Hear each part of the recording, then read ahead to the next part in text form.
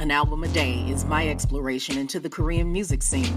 This podcast will cover mainstream, indie, and some underground artists within the scene and provide both factual and opinionated commentary. The biggest benefit to sharing my thoughts this way is that it will hopefully expose you to more great music and exploration of your own. Hey y'all, it's good to be back. This is the longest season break I've taken, and it was well worth it. Since we technically never closed season 5 with Alphabet, I'll finish them for season 6. Please anticipate there's better organization this time, despite my lack of improved recording habits. This season is going to be fun, I promise you, and I've got some things to announce right after the drop.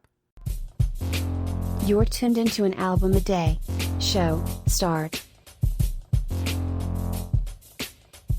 Welcome back.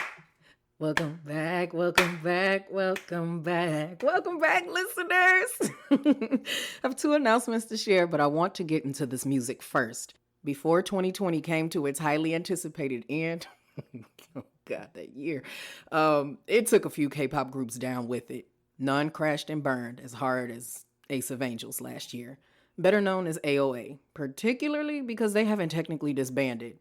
With the former lineup of 8 ladies now whittled down to a trio, it's likely only a matter of time.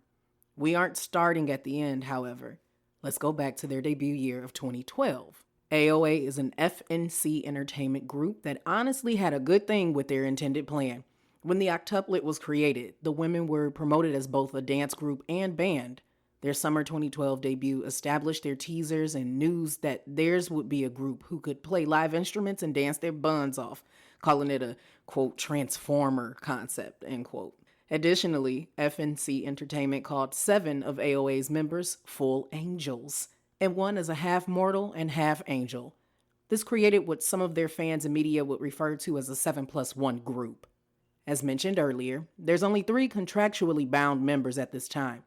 Lead dancer and vocalist Kim Sol-hyun, the face of the group. Shin Hae-jung, lead vocalist, lead dancer, and visual, and lead rapper, main dancer, and vocalist Kim Chan-mi, who's also the maknae. So who was in AOA?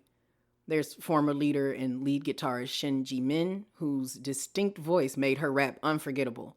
Park Jo-ah, former main vocalist and rhythm guitarist. And let me just say, this tiny woman can sing. Jo-ah can sing. Her voice is incredible, and she's definitely a favorite of mine in the industry. Be forewarned, I'm going to talk about what she brought to the group often.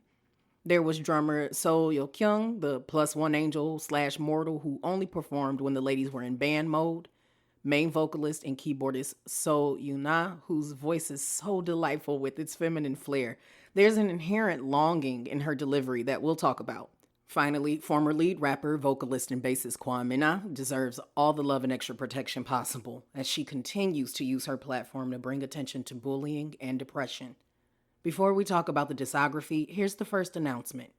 Thanks to your support, A3Day's been nominated in the Quill Podcast Awards. How cool is that? This is its debut year and will award top podcast and brands in various categories for their production, innovation, and hard work. I really appreciate the nominations. Even if I'm not selected as a finalist, this is still a huge accomplishment. This feels as good as when I was nominated for a Shorty Award I attempted to originate years ago. You can continue to nominate an album a day at quillpodcasting.com/QUILL-podcast-awards until May 26, 2021. Across one group and 3 subunits, AOL, really? America Online? Help me. Okay. AOA Black, AOA White, and AOA Cream, the latter being my favorite. The group released 3 studio albums, 1 compilation, 19 singles, 6 EPs, and 4 promo singles. They also released 21 music videos, and I've seen more of them than I realized over the years. I became interested in the group in 2014, so not only was I still super eager to consume everything available in K-pop, I was also eagerly seeking more girl groups to love and support. Did you hear how that eagerly came out? Eagerly. That's a wet throat. Let me try that again. Okay. I was also eagerly seeking more girl groups to love and support. That sounds good. That right there, that sounds the way that my mouth should be. Their debut project, Angel's Story, was released July 30th, 2012 and consists of 4 tracks: title song Elvis, Love Is Only You, and a ballad called Temptation are all original songs, while the final track is a live band version of Elvis. Random fact, the group's fandom used to be called Elvis, but now go by Ace of Elvis. Why that name? If you lurk around the internet long enough, you'll find forums and conversations that seem to believe that F&C Entertainment thought that AOA would have rock band longevity and chose an idol who symbolized that to them, thus Elvis Presley. This album is about as long as an A3Day episode and is enjoyable. Choa owns the chorus of Elvis and Jimin's voice can't be missed. Everyone else blends together well and creates a solid sense of musical synergy. This emotion increases with the October 12, 2012 follow-up, WANNABE, as the ladies jam out for about 11 minutes. The single album features songs Get Out, Happy Ending, and My Song. Before we rank today's body of work, here's the second announcement. KPop Social Nights returning this summer, July 10th and 11th. This year, there's over 24 shows and special guests participating. I couldn't have imagined the event growing so quickly, so fast, but it's for a great cause anyway. Even more exciting, I'm not running it myself, and I'm not running myself into meltdowns with keeping it all together. There's more volunteers this time around and a better hosting platform, Hoover. And just like last year, I'll be giving away 2 tickets. Entering is simple. Go to A3Day Podcast.com, click link on an episode, and join the newsletter. The winners will be announced June 11th. You can learn more about the event at solo.2/KPSNFun. Of the 2 albums, I must admit that I don't distinctly remember any song. While not bad, they did not hit a stick-to-the-rib stride until a few years later in their career. Catchy? Certainly. Catchy enough to be an earworm? Not really. Vocals are nice, music sounds like the time period in which it was created, but not severely dated. But beyond the hook for Happy Ending, I can't pull a distinct harmony or bigger opinion yet to entice a new listener.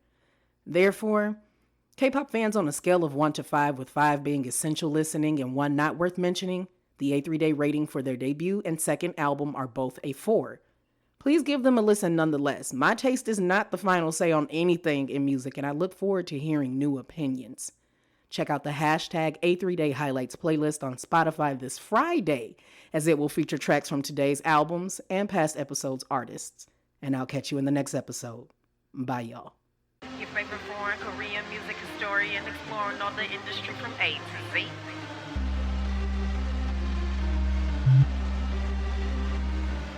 There's sponsored ads and social media hashtags, but this show is truly supported by the efforts of my Migualas, the most amazing fan base a little entertainer could ever have. Special shout out to my Patreon patrons, the student body, the scholars, and the staff who keep my vision of becoming your favorite foreign Korean music historian exploring all the industry from A to Z a real thing. If you're interested in supporting the growth of this content, please visit patreon.com/multifacetedacg. And for as little as $1 a month, you can get in on the magic too. Interested in continuing your support at the free $99 price? I'd love you for it. You can still engage with the show and me, your lovely host, when you retweet, repost, and share the show and use hashtag A3 in the word day. Please consider leaving a few stars or a review on Apple Music, iTunes, IMDb, or Podchaser to keep things growing in the right direction.